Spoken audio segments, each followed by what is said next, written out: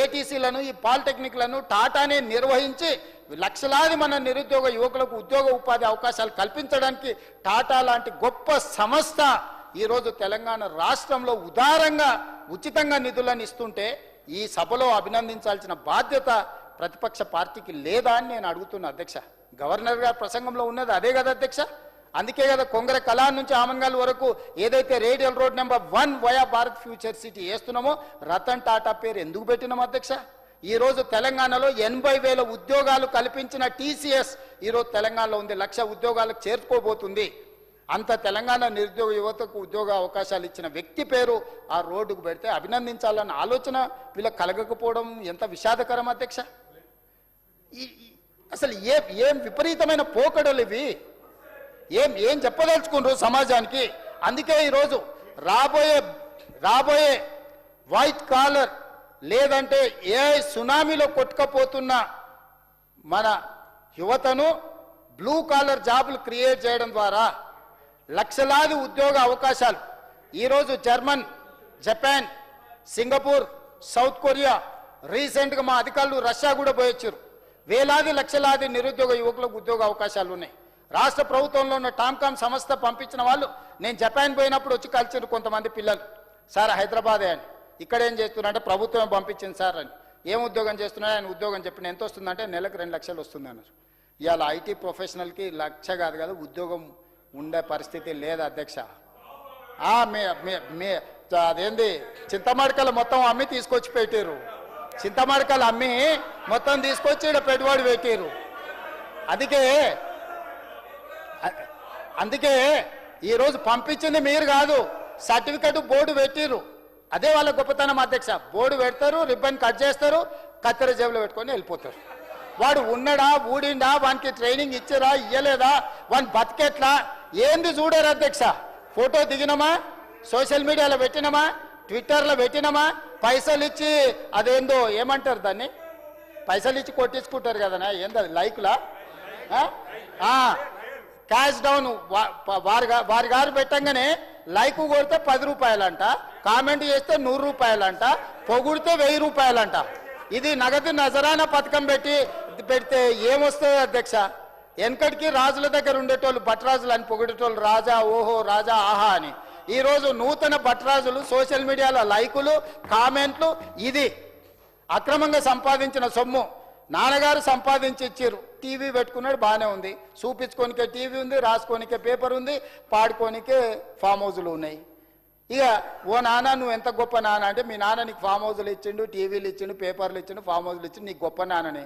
కానీ మాకందరికి ఏమి ఇచ్చిండే, షిప్ ఇచ్చిపోయిండు. అదే కదా మా బాధ అంతా. 8,11,000 కోట్ల రూపాయలు అప్పిచ్చిపోయిండు, నిరుద్యోగ సమస్య ఇచ్చిపోయిండు. తెలంగాణ మా దయతోనే వచ్చింది. అదే పెద్ద మనిషి నిలబడి చెప్పిండు అధ్యక్ష, నేను చెప్పలే. అదే పెద్ద మనిషి నిలబడ్డప్పుడు సోనియమ్మ దయతోటి సోనియమ్మ ఆశీర్వాదంతో తెలంగాణ రాష్ట్రం వచ్చింది. ఇక్కడుండి నేను ఒప్పుకోకపోతే నేను మనిషినే కాదని ఆ పెద్ద మనిషి నిలబడి చెప్పిండు. బతుకున్నప్పుడే తండ్రికి తద్దనం పెడతారని ఎవరో వెనకటి కంటే నేనేమో అనుకున్నా అధ్యక్ష. ఇప్పుడు చూస్తుంటే అట్లనే అనిపిస్తుంది. అంటే కేసీఆర్ గారు మాట్లాడిన మాటలకు కూడా వీళ్ళు వ్యతిరేకమా? కేసీఆర్ని ఎట్లాగో అక్కడికి రాకుండా చేసారు, చివరికి ఆయన మాట్లాడిన మాటలను కూడా చరిత్రలో నుంచి తూడిపేయాలనే ప్రయత్నం చేస్తున్నారు అధ్యక్ష. ఇదెక్కడ ఆలోచన అధ్యక్ష? ఇక్కడి నుంచే అధ్యక్ష మీకు తెలుసు,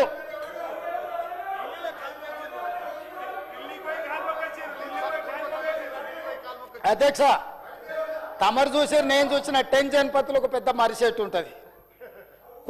కుటుంబం అంతా పోయి సోనియా గారి కాళ్ళు మొక్కి కడుపులో తలకాయ పెట్టి వచ్చిన ఫోటో ఉంది అధ్యక్ష. సీయింగ్ ఈజ్ బిలీఫ్ అంటారు. ఆ ఫోటోని సోషల్ మీడియాలో యూట్యూబ్లో మీరు మాయం చేయొచ్చు ఉండొచ్చు, కానీ ప్రజల మెదడులో రిజిస్టర్ అయిపోయింది పర్మనెంట్గా. విశ్వాసఘాతకులుగా మారకండి, విశ్వాసం చూపించండి. తెలంగాణ అంటేనే విశ్వాసానికి మారుపేరు. ఈరోజు ఇచ్చిన సోనియా గాంధీ గారిని ఎల్లకాలం తెలంగాణ గుర్తు పెట్టుకుంటుంది. మీరు కాదన్నా అవునన్నా ఏమీ ఫరక్ పడదు. కాకపోతే నా బాధల్లో ఒక్కటే, పెద్దలు చంద్రశేఖరరావు గారు ఇక్కడ నిలబడి తెలంగాణ రాష్ట్ర మొదటి ముఖ్యమంత్రిగా శ్రీమతి సోనియా గాంధీ గారికి కృతజ్ఞతలు తెలపడమే కాకుండా సోనియా గాంధీ గారి దయ వల్ల తెలంగాణ రాష్ట్రం వచ్చిందని చెప్పిండు. ఏం పోటో బాబామార్దులకు కానీ కేసీఆర్ ఆనవాళ్ళు లేకుండా మొత్తం తుడిపే కార్యక్రమం మీద పడి కేసీఆర్ ఏం చెప్తే దానికి వ్యతిరేకంగా మాట్లాడుతున్నారు అధ్యక్ష.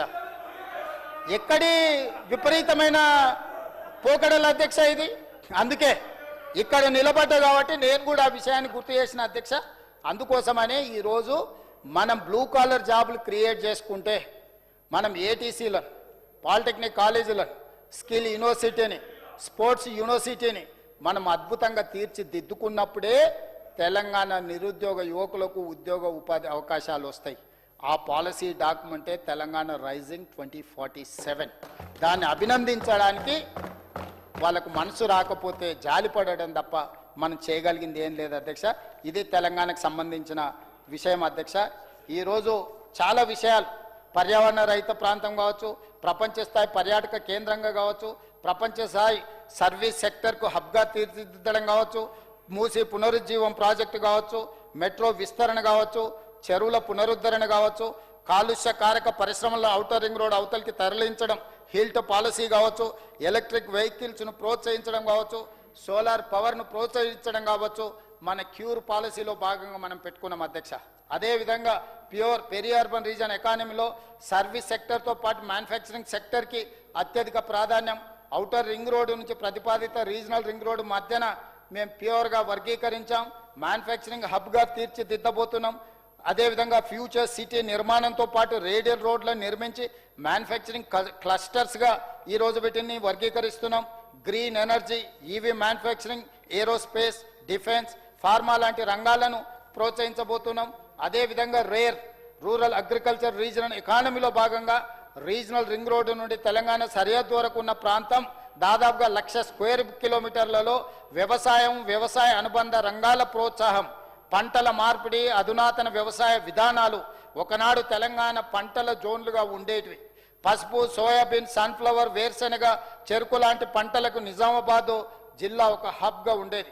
నిజామాబాద్ జిల్లా అంకాపూర్ రైతులు దేశ వ్యవసాయానికి బ్రాండ్ అంబాసిడర్లుగా ఎదిగారు. దేశంలో ఊరు మొత్తం ఒకేసారి కార్లు కొన్న గ్రామం ఏదైనా ఉందంటే అంకాపూర్ నిజామాబాద్ జిల్లా అని నేను గొప్పగా చెప్పదలుచుకున్న అధ్యక్ష. మిర్చి, పత్తి పంటలకు వరంగల్, ఖమ్మం జిల్లాల పేర్లు ప్రతీతి. మా కొడంగల్, వికారాబాద్ కంది పంటలకు, కందిపప్పు పంటకి ఫేమస్. రంగారెడ్డి జిల్లా కూరగాయలు, పండ్ల తోటల సాగుకు ప్రతీతి. ఇప్పుడు ఆ కల్చర్ కనుమరుగై అగ్రికల్చర్ దెబ్బతిన్నది. దీన్ని రివైవ్ చెయ్యాలని, ఈ పరిస్థితిలో మార్పు తీసుకురావాలని మేము ప్రయత్నం చేస్తున్నాం అధ్యక్ష.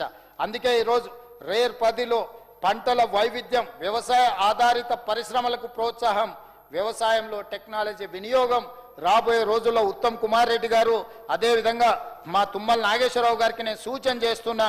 ఈ అగ్రికల్చర్ ప్రాంతంలో మనం తీసుకురావాల్సిన మార్పులు, పంట మార్పిడి విధానాన్ని ఏ విధంగా ప్రోత్సహించబోతున్నాం, ఏమేమి బోనస్లు ఇవ్వబోతున్నాం, వాళ్ళు పండించిన పంటకు రాష్ట్ర స్థాయిలో, జాతీయ స్థాయిలోనే కాదు అంతర్జాతీయ స్థాయిలో వాటిని మార్కెటింగ్ చేయడానికి అవసరమైన అన్ని కేంద్రాలను ఏర్పాటు చేసి రైతును రాజును చేసి వ్యవసాయం దండగ కాదు వ్యవసాయాన్ని పండగ చేయాలనే నిర్ణయం తీసుకున్నాం.